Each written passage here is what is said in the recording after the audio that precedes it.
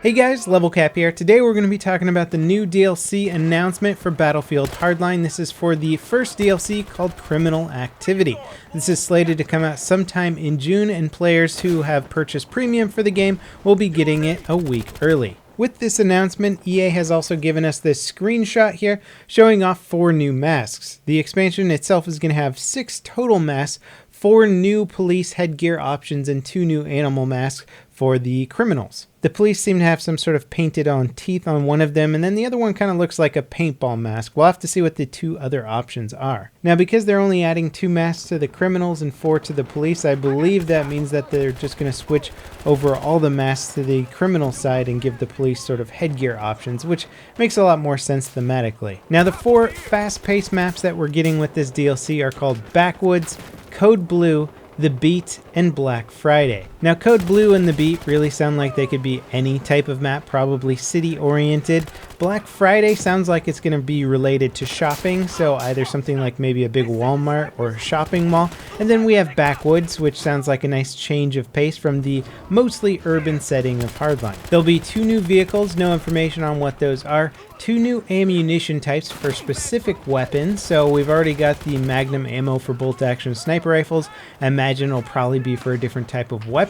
I would speculate anything from slug rounds for the shotgun to armor piercing for maybe assault rifles, or even hollow points maybe for some of the SMGs or handguns. There's going to be a new gadget. We don't really have any information on that, but there's plenty of avenues to go with that. There's going to be 3 new weapons. I was hoping for a little bit more in the weapon department. It's a little unfortunate, but Hardline has always been a little bit lacking in terms of the variety of guns. These could be anything. I mean, there's so many guns to pick from, especially considering what's in Battlefield 4. I wouldn't be surprised to see just about anything at this point. There's going to be a nail gun battle pickup, which sounds like a lot of fun. We'll have to see if it's going to be like a melee alternative where you have to go up to somebody and actually like staple them with a nail, or if you can actually shoot the nails across the map and what kind of range that weapon has. I've imagined it's going to be more of an insult type weapon rather than a really good battle pickup. There's also going to be a new bounty hunter game mode. Again, no description on that, so we can only speculate. It might be something similar to maybe Kill Confirmed in Call of Duty. We'll have to wait and see. Now, I certainly am excited to play more Hardline content, and new content also means a new game patch, so hopefully they'll start fixing some more of the bugs with the game, update it with some of the cool new netcode things that they're working on in Battlefield 4 CTE. There's also the CTE in the works for Hardline, so hopefully we can start seeing a lot more improvements come to the game. I still really want to see some improvements with the Team Deathmatch spawn system, which is just totally broken right now, but I am looking forward to this DLC, but I'm also a bit underwhelmed with the amount of content. I think that's probably been Hardline's main issue for me ever since it launched.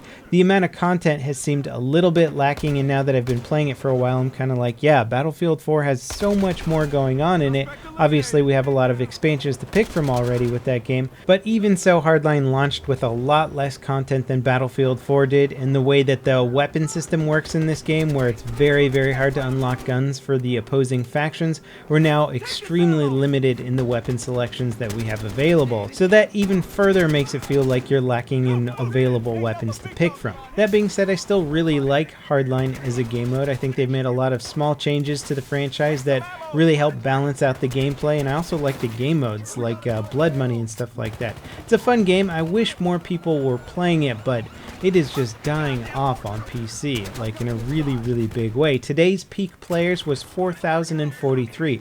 Currently, I'm looking at the stats, and there's 1,299 people playing it. Compare that to Battlefield 4's peak today. This is on PC, of course, of 26,000 players, and you've got over 6 times as many players playing BF4 right now, which means over 6 times as many servers to pick from. And right now, it can be very, very hard to find a good server in Battlefield Hardline. That being said, there's still a healthy player base on the consoles. PS4 is doing incredibly well with Hardline. It's just unfortunate that it's not doing well on PC.